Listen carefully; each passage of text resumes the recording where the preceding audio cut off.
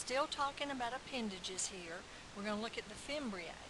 And these have protein in them, and they're very fine. They're like little hair-like bristles that come off the surface of the cell.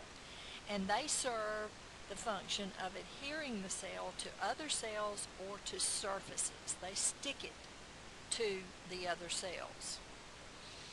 The pili, it's made up of the protein pilin, and it's very rigid. It's like a tube, and you only find these in gram-negative cells, which we're going to talk about that in just a minute. And this helps to join your bacterial cells together for a type of reproduction that's called conjugation, where they transfer some bacterial information, DNA from one cell to the other through these pili, or pili, as they're sometimes called. Now the glycocalyx, as I said before, it's kind of like a cloak. It coats the outside, and it can be made up of sugars or proteins. You can see in figure A down there, that green, it's a slime layer. And then the capsule in figure B, it's more organized and it's more tightly attached to the bacteria. The reason there is a glycocalyx, it protects the cells from dehydrating and losing nutrients. It also prevents phagocytosis, and that helps the bacteria by contributing to pathogenicity, which is their ability to cause disease. It will also help with attachment because biofilms were formed. And a biofilm, think about in the morning when you wake up and you've not brushed your teeth all night, and how you can kind of feel a biofilm that's on your teeth from the bacteria that's in your mouth. This is a biofilm that you see there that gets in a catheter. You may have seen the commercials about don't reuse catheters, order new catheters. That's because you've got this in the little circle there. That's the catheter, and you've got these biofilms that grow all over it because the conditions are so good for it. Now, looking at the cell envelope, this is the external covering. It's outside the cytoplasm, and it has two layers. It's got a cell wall and a cell membrane. That maintains the cell's integrity. And there's two different groups of bacteria based on or shown by gram staining. If it's gram-positive, that's in purple there because it's got a very thick cell wall that's made of a protein called peptidoglycan, and it stains purple. And then it has the cell membrane. The gram-negative is in pink because it has an outer cell membrane, a very thin layer of that peptidoglycan, and then the cell membrane, and it stains pink. The cell wall, of course, we know that determines the shape of the cell. It also prevents lysis because cells have changing osmotic pressures, and they'll pump water out and they'll shrivel up and shrink and lyse, and so a cell wall keeps that from happening.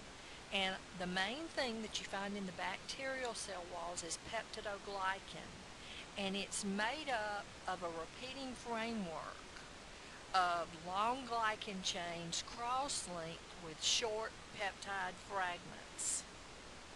Kind of like you see over here on the right side.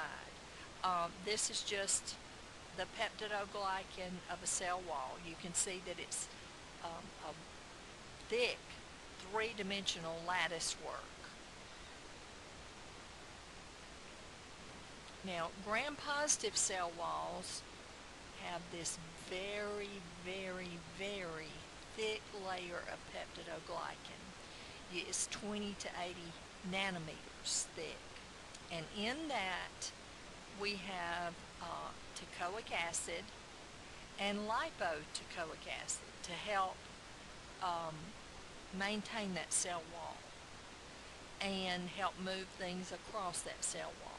And then sometimes they'll have a space underneath it called a periplasmic space between the cell wall and the cell membrane down here. It's like an open-faced sandwich. You got a piece of bread and your meat.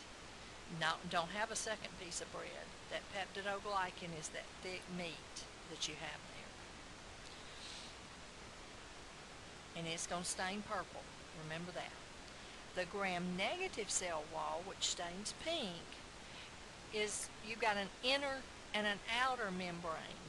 And they have this periplasmic space in here always. And it contains that very thin, you can see it's in brown again, layer of peptidoglycan. So it's a lot thinner layer. So you got an outer membrane, the peptidoglycan with the periplasmic space, and then the inner membrane, the cell membrane, in the gram-negative. And as I said, that stains pink. So this is a comparison to show you the difference. Looking at that brown, thick layer of peptidoglycan in the gram-positive on the left and the very thin layer on the right in the gram-negative. And some gram-positive have a periplasmic space, but all gram-negative have the periplasmic space. So if we compare the two,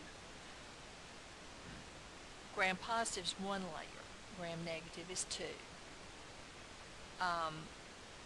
Gram-positive is a lot thicker than the gram-negative. There's not an outer membrane for gram-positive, but there is for gram-negative. And that periplasmic space, is very extensive in the negative, but not the positive. So the molecules can penetrate more easily in positive and less in the gram-negative. So our concept checked here, which of the following is not found in the gram-negative cell wall structure? Porins, teichoic acids, periplasmic space, lipopolysaccharides, or peptidoglycan? Teichoic acid.